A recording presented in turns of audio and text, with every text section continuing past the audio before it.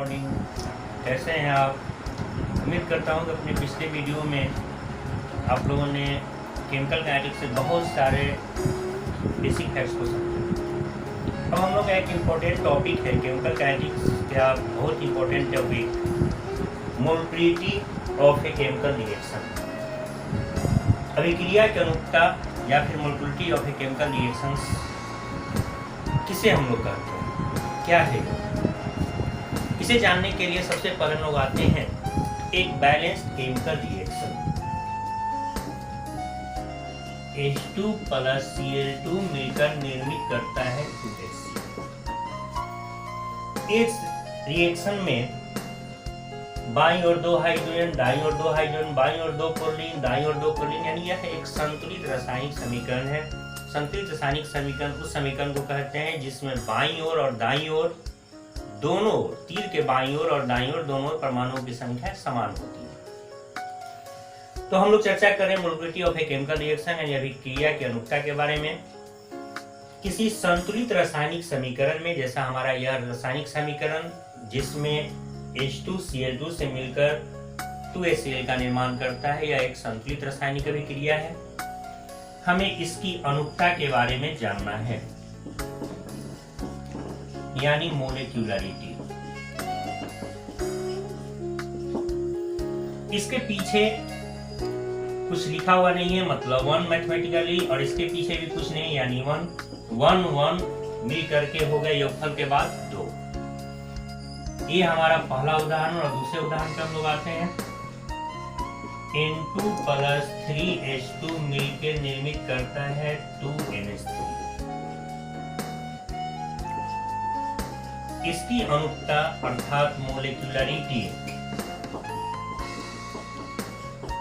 बराबर होगी 1 प्लस 3 बराबर 4। इसके पीछे 1 और इसके पीछे 3, 1 और 3 को जोड़ दिए।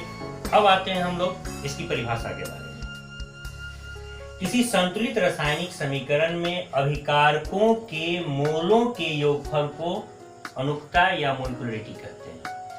यानी हम लोग का समीकरण कैसा होना चाहिए? संतुलित होना चाहिए। अभिकारक यानी रिएक्टेंट, जिसको हम लोग तीर के बाईं ओर लिखते हैं, प्रतिफल यानी प्रोडक्ट, जिसको तीर के दाईं ओर लिखते हैं। हम लोग को यहाँ मतलब है केवल रिएक्टेंट यानी अभिकारक से, और अभिकारक के मोल इसके ठीक पीछे मौजूद होते हैं। रिएक्शन हमारा संतुलित होना चाहिए, बैलेंस होना चाहिए। हम लोग आगे चर्चा करेंगे बैलेंस केमिकल रिएक्शन किसे कहते हैं, इसके बारे में, और कैसे रिएक्शंस को हम लोग बैलेंस करते हैं, इसके बारे में आगे वीडियो में हम लोग चर्चा करेंगे। तो किसी बैलेंस्ड या संतुलित रासायनिक समीकरण में रिएक्टेंट्स या अभिकारक के जो मोलों के योग होते हैं उसे हम लोग अनुकूलता या मोलिक्यूलरिटी कहते हैं। इसके पीछे एक और इसके पीछे एक दोनों जोड़ दिए, इसकी अनुकूलता अर्थात मोलिक्यूलरिटी का मान हो गया 2। अब इस रिएक्शन में आते हैं हम लोग। इसके पीछे है 1 और इसके पीछे 3, यानी इसके लिए मोल 1 और इसके लिए मोल 3, दोनों को जोड़ दिए 4।